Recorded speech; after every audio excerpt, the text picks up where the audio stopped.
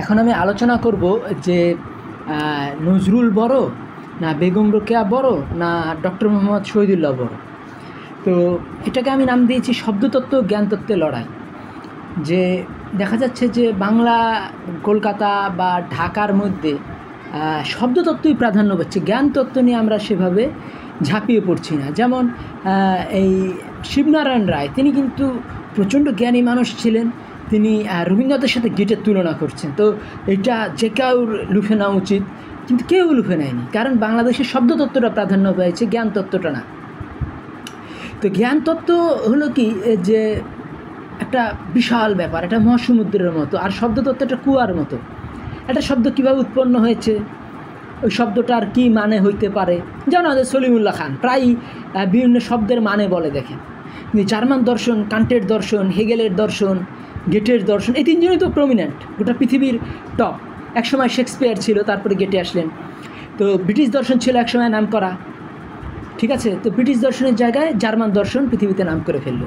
কিন্তু বাঙালির কোনো মাথা ব্যথা নেই যে এত বড় যে একটা যে গ্রাউন্ড ব্রেকিং ওয়ার্ক হলো জার্মানরা করলেন। দুটো বিশ্বযুদ্ধের কারণ অনেকে বলে শুধুমাত্র হেগেল, কিন্তু আসলে গেটেও হেগেল দুজনে। এবং হেগেল কিন্তু ইসলামের প্রশংসায় গোটা পৃথিবীতে একটা বিপ্লব তৈরি করে ফেলেছিলেন। যেমন আমরা দেখি একটা জিনিস যে এই ইংল্যান্ড আর এই ফ্রান্সের মধ্যে যুদ্ধ চললেও তারা একটা দেশ দখল করার জন্য যুদ্ধ চলেনি, ক্ষুদ্র ক্ষুদ্র অঞ্চলের বিরোধ নিয়ে যুদ্ধটা ছিল। কিন্তু এই সব দেশ যারা দখল করতো, দখল করার একটা প্ল্যান নিয়ে আগাইতো। ব্রিটিশরা দখল করতো এক জায়গা, ফ্রেঞ্চরা দখল করতো এক জায়গা, জাপানরা দখল করতো এক জায়গায়। কিন্তু জার্মানরা দেখা যাচ্ছে ইউরোপিয়ান দেশগুলোই দখল করা শুরু করে দিল। বিষয়টা কি? কারণ জার্মানরা দেখাইলো যে আসল সত্য আছে এশিয়াতে। তাহলে এশিয়ার সত্যটা কি?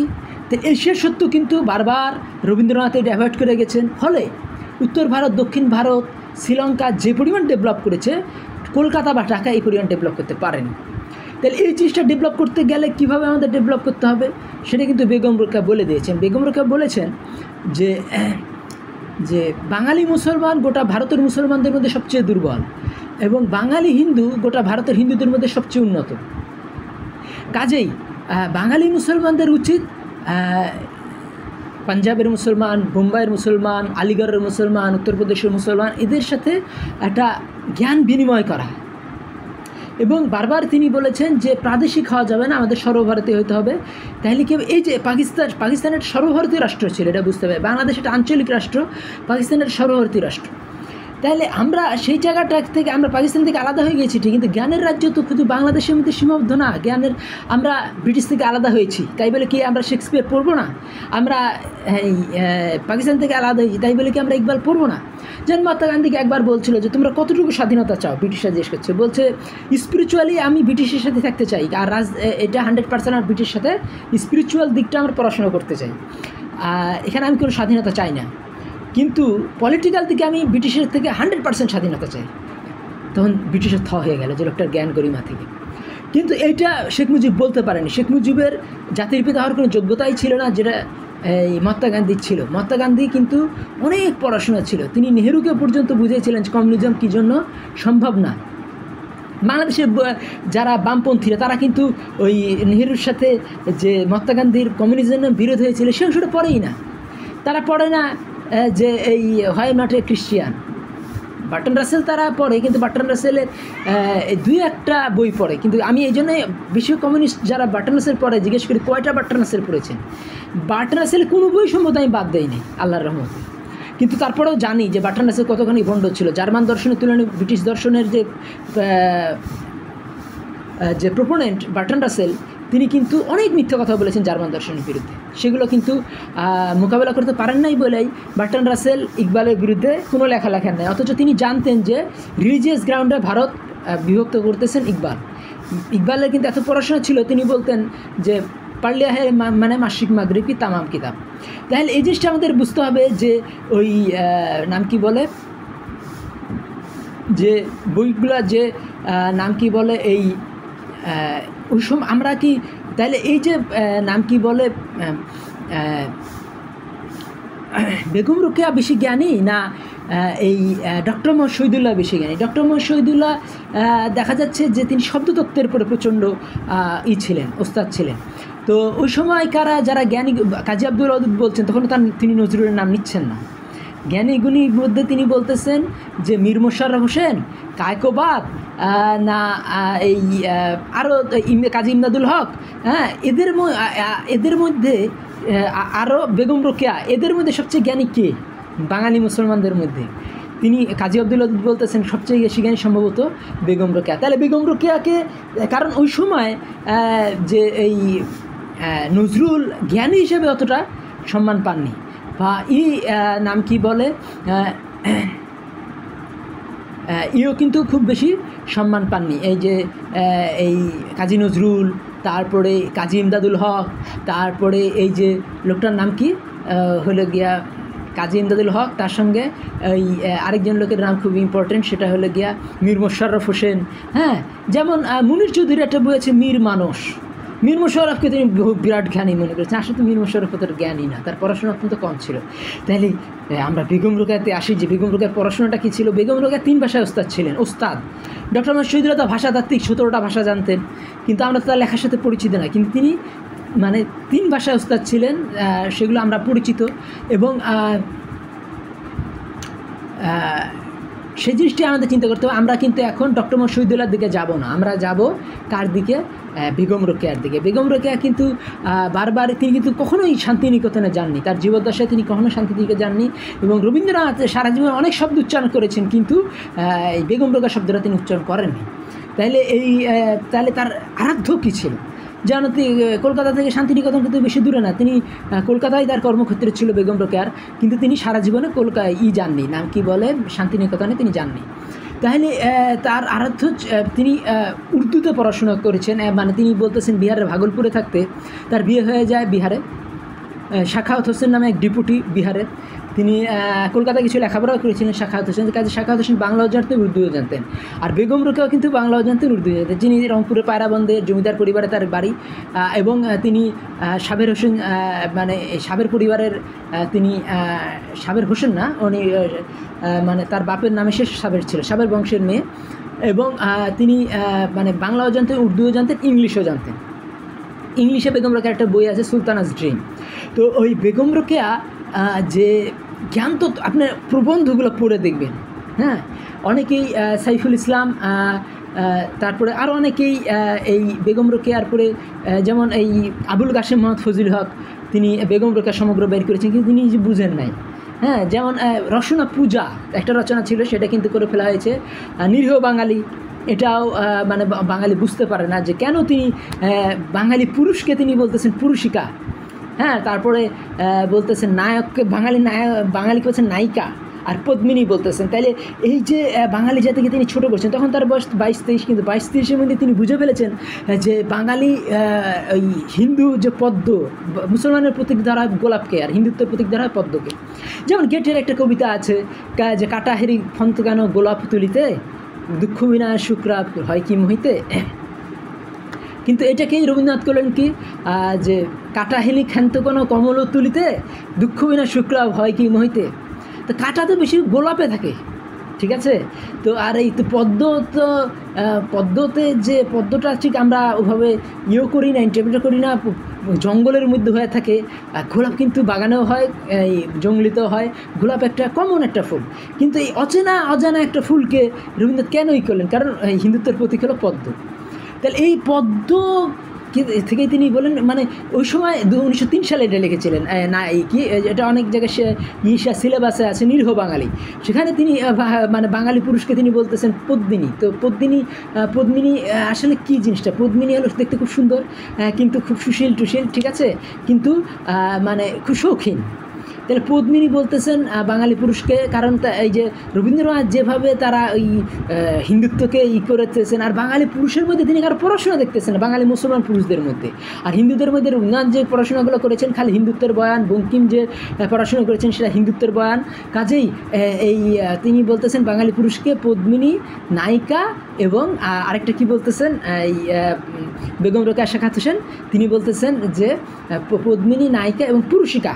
মানে পুস্তক পুস্তিকা, ছোট পুরুষকে আবার বলি ছোট পুস্তককে আমরা বলি পুস্তিকা। তো তিনি বলতেছেন বাঙালি পুরুষ যেহেতু ছোট, সেজন্য তিনি হচ্ছে পুরুষিকা। তাহলে এই যে মানে কত জ্ঞান থাকলে পরে এত এরকম, সেটাই কিন্তু আরও প্রায় এটা বলেছে 1903 সালে, তার 19 বছর পরে এই মানে ব্রিটিশ শিক্ষিত বাঙালি রাজা রামমোহন রায়কে পিগমি বললেন কে, এই তার জন্য ক্ষমাও চাননি মহাত্মা গান্ধী, উত্তর ভারতের সবচেয়ে প্রাণপুরুষ, প্রাণভোমরা। তাহলে এই কী বিষয় যে তিনি এটা বললেন। এবং শুধু তাই না, তিনি তিলককেও বলেছেন। তিলক মানে এই মহাত্মা গান্ধীর আগে 3 জন নেতা ছিলেন ব্রিটিশ ভারতে, লাল বাল পাল, 3 জনই ব্রাহ্মণ, কিন্তু একজন বৈশ্য তিনি ওই ব্রাহ্মণ তার পূর্ববর্তী নেতাকেই পিগমি বলতেছেন। তার পিছনে একটা দর্শন আছে। সে দর্শনটা হলো যে এই তিলক এবং এই রাজা রামমোহন রায় এরা হলো গিয়ে ব্রিটিশের প্রোডাক্ট, কিন্তু কবির দাদু নানক এরা হলো ইসলামের প্রোডাক্ট। ইসলামের হিন্দুত্বের উপর ইসলামের যে প্রভাব পড়েছিল সেদিকে কবির দাদু নানক, শ্রী চৈতন্য এদের জন্ম হয়েছিল। এদেরকে তিনি বলতেছেন, এদেরকে বলতেছেন তিনি মানে এরা জায়ান্ট আর কি। এদের তুলনায় পিগমি হলো কি, এদের তুলনায় পিগমি হলো গিয়া আমাদের এই নাম কি বলে, এদের তুলনায় পিগমি হলো গিয়া রাজা রামমোহন রায়, তিলক। তাহলে বাংলায় কিন্তু তিলককে খুব সম্মান করা হয়, রাজা রামমোহনকে খুব সম্মান করা হয়। হ্যাঁ, তো এই তিলককে নিয়ে বাংলাদেশি বুদ্ধিজীবীদের অনেকেরই প্রবন্ধ আছে, কিন্তু তারা মহাত্মা গান্ধীকে বুঝতেই পারেন নাই, ফলে ভারতেরই নেতা হইতে পারেন না বাঙালি মুসলমান বা বাঙালি হিন্দু। তাহলে ভারতের প্রধানমন্ত্রী আজ পর্যন্ত কোনো বাঙালি হইতে পারে নাই, কিন্তু পাঞ্জাবি শিখরা তো 3-3 বার ভারতের প্রধানমন্ত্রী হয়ে গেছে। ইংল্যান্ডের প্রধানমন্ত্রী হয়েছে ভারতের প্রধানমন্ত্রী ঋষি সুনাক, আর ভারতের প্রধানমন্ত্রী হয়েছে কে, এই নাম কি বলে, ভারতের প্রধানমন্ত্রী হয়েছে গিয়া এই মনমোহন সিং, আইকে গুজরাল, ভিপি সিং। তাহলে এই যে লিডারশিপ, নেতৃত্ব নেওয়ার ক্ষমতা, এবং আমি ইংল্যান্ডের প্রধানমন্ত্রী হয়ে গেলেন কে, একজন পাঞ্জাবি ঋষি সুনাক। তাহলে কীভাবে তারা প্রধানমন্ত্রী হলেন? তারা নেতৃত্বর কোয়ালিটিটাকে আত্মস্থ বারবার শিখিয়েছেন কে, এই উর্দু ভাষায়। তো এই কথাটাই কিন্তু বেগম রোকেয়া বারবার বলছিলেন যে এই নাম কি বলে, কোন ভাষাটা আমরা করবো তার সাথে, যে এই মানে ইংলিশ শিখবো না ইংলিশ কালচারটাকে নিব, না উর্দু শিখবো না বাংলা শিখবো। তবে বাংলা তো শিখতেই হবে, আমাদের মাতৃভাষা। তার সঙ্গে দ্বিতীয় ভাষা হিসেবে বেগম রোকেয়া প্রস্তাব করছেন যে আমাদের যেহেতু মানে বাঙালি মুসলমান ভারতবর্ষের মধ্যে সবচেয়ে দুর্বল, আর নাম কি বলে, আর বাঙালি হিন্দু ভারতবর্ষের মধ্যে সবচেয়ে শক্তিশালী, কাজেই বাঙালি মুসলমানদেরকে এই উত্তর ভারতের মুসলমান, তারপরে পাঞ্জাবি মুসলমান, এদের সাথে কমিউনিকেশন করতে হবে। আর তারা তো বাংলা শিখতে যাবে না, আর এই হিন্দির মতো আঞ্চলিক ভাষা শিখে আমাদের লাভ নাই। তাহলে আমাদের উর্দু, বাঙালি মুসলমানকে বা বাঙালিদেরকে উর্দু শিখতে হবে। তাহলে একটা ভাষা শিখলে তো, যেমন দক্ষিণ ভারতের লোকেরা তারা উর্দু শিখে, তামিলরা তেলেগু শিখে, মালায়ালাম শিখে, হিন্দি শিখে, উর্দু শিখে, সবই শিখে ফেলে। তো শিখলে তো কোনো দোষ নাই। তো কাজে এই যে 21 নিয়ে যেটা হাঙ্গামা শুরু করা হলো, যে একেবারে ওরা আমার মায়ের ভাষা কাইরে নিতেছে, এটা টোটাল বুলশিট। এটা একটা জ্ঞানের দিকে মানুষকে ডাকা হচ্ছিল। সেই জ্ঞানটাকে আমরা বাঙালির, ওই যে আমি বললাম যে বাঙালিরা ওই সময় থেকে শব্দতত্ত্বের গুরুত্ব দিয়েছেন, জ্ঞানতত্ত্বের গুরুত্ব দেয়নি। কারণ একটা নতুন ভাষায় শুধু শব্দের বার্ডেন আসে না, শব্দতত্ত্ব কি একটা বোঝা, কিন্তু জ্ঞানতত্ত্ব থেকে একটা আনন্দ। তাহলে শব্দতত্ত্ব ও জ্ঞানতত্ত্বের মধ্যে যে বিরাট পার্থক্য আছে, যে বাঙালি যে এখন মানে সায়েন্সে একটা নোবেল প্রাইজ পায় না 30 কোটি লোক, কিন্তু তামিলরা 3টা সায়েন্সে নোবেল প্রাইজ পেয়ে গেল। কীভাবে? কারণ তামিলরা গেছে জ্ঞানতত্ত্বের দিকে, আর বাঙালির গেছে শব্দতত্ত্বের দিকে। তাহলে এই জিনিসটা আমাদের বুঝতে হবে যে আমরা কাকে ফলো করব, যে তামিলদের জ্ঞানতত্ত্ব, পাঞ্জাবিদের জ্ঞানতত্ত্ব, না এই বাঙালির শব্দতত্ত্ব। তো আমাদের অবশ্যই জ্ঞানতত্ত্বকে ফলো করতে হবে। শব্দতত্ত্বকে, যেন একটা নতুন ভাষা যখন আমরা উর্দু শেখার একটা প্ল্যান করা হলো, যে না 2টা রাষ্ট্রভাষা হবে, বাংলা ও উর্দু, তখন কিন্তু আমরা আনন্দিত হইনি। কারণ আমাদের মাথার পরে একটা বোঝা চেপেছিল কি, যে উর্দু শব্দগুলোও শিখতে হবে। আর এই উর্দু ভাষার মধ্যে কত জ্ঞান আছে, সেটি কি বাঙালি বুঝে? আজও বুঝে। শিবনারায়ণ রায় শিষ্য, ওই যে নাম কি বলে, এই দীপেশ চক্রবর্তী, তিনি বলতেছেন যে ভাষা আন্দোলন বাংলাদেশে অনেক উন্নতি করেছে সত্য, কিন্তু একটা জিনিসই তো সত্য, যে বাঙালি মুসলমান যতটা উর্দু জানা কথা ততটা উর্দু তো জানে না। কারণ দীপেশ চক্রবর্তী জানেন যে উর্দু কতটা জ্ঞানের ভাষা। উর্দু তো পাকিস্তানের ভাষা না, উর্দু তো ভারতের ভাষা। উর্দু উত্তর ভারতের, দক্ষিণ ভারতের, যেখানেই আপনি যান, এটা একটা মানে আঞ্চলিক ভাষা না, এটা একটা সর্বভারতীয় ভাষা। তো কাজেই হিন্দিকে সে অর্থে আপনি আঞ্চলিক ভাষা বলতে পারেন, কিন্তু উর্দু কোনো অঞ্চলের ভাষা না। এই জিনিসটা আমাদের, উর্দু হলো সর্বভারতীয় ভাষা, এবং হিন্দি উর্দুকে ফলো করে কিছু সর্বভারতীয় হয়ে উঠছে। হিন্দির গ্রামারটা উর্দু গ্রামার দ্বারা নিয়ন্ত্রিত হয়। কাজেই আমরা ওই মানে প্রতিটা ভাষাকে, আমরা যদি দক্ষিণ দক্ষিণ ভারতের মতো 3টে সায়েন্সের নোবেল প্রাইজ পেতে চাই, 200 কোটি বাজেটের মুভি করতে চাই, যেটা আমরা বাঙালিরা এখন 2 কোটি বাজেটের মুভি করতে আমরা হিমশিম খাই। কত কত যে দক্ষিণীরা মুভি করছে আপনারা জানেন, তামিল, তেলেগু, মালায়ালাম, তারপরে নাম কি বলে কান্নাড়া, কত কত মুভি হচ্ছে। এখন ভারতে যে 10টা হিট মুভি এনেন 6টা মুভি হয় দক্ষিণ ভারতের। তো এই যে ডেভেলপমেন্ট কী জন্য হচ্ছে, কারণ দক্ষিণ ভারতের ভাষা শিখতে কোনো সময় আপত্তি করে না, সায়েন্স শিখতে কোনো সময় আপত্তি করে না। কাজেই আমাদের যাওয়া উচিত শব্দতত্ত্বের দিকে নয়, বরং জ্ঞানতত্ত্বের দিকে। আমাদের যাওয়া উচিত বেগম রোকেয়ার দিকে, নাম কি বলে ইসের দিকে নয়, ওই যে নাম কি বলে এই ডক্টর মোহাম্মদ শহীদুল্লাহর দিকে নয়। তো কাজেই তিনি বাঙালি পুরুষদেরকেও পড়াশোনা করা উচিত, যেটা বলেছেন নাম কি বলে বেগম রোকেয়ার, যে আপনার বেগম রোকেয়ার শুধু আপনার আমাদের খালি হাইলাইট করা সুলতানাস ড্রিম, শুধু বেগম রোকেয়ার মানে বিদ্রোহ না, তিনি কত শৃঙ্খলার কথা বলেছেন। এবং আমার মনে হয় যে নজরুলের থেকেও জ্ঞানী ছিলেন বেগম রোকেয়া। নজরুলের বেশিরভাগ ক্ষেত্রেই বিদ্রোহের কথা বলেছেন, কিন্তু বেগম রোকেয়া মানে শৃঙ্খলার কথাই বেশি বলেছেন, বিদ্রোহের কথা কম বলেছেন। এবং তার ওই বেগম রোকেয়ার প্রবন্ধগুলো পড়লে আপনারা অনেক কিছু শিখতে পারবেন।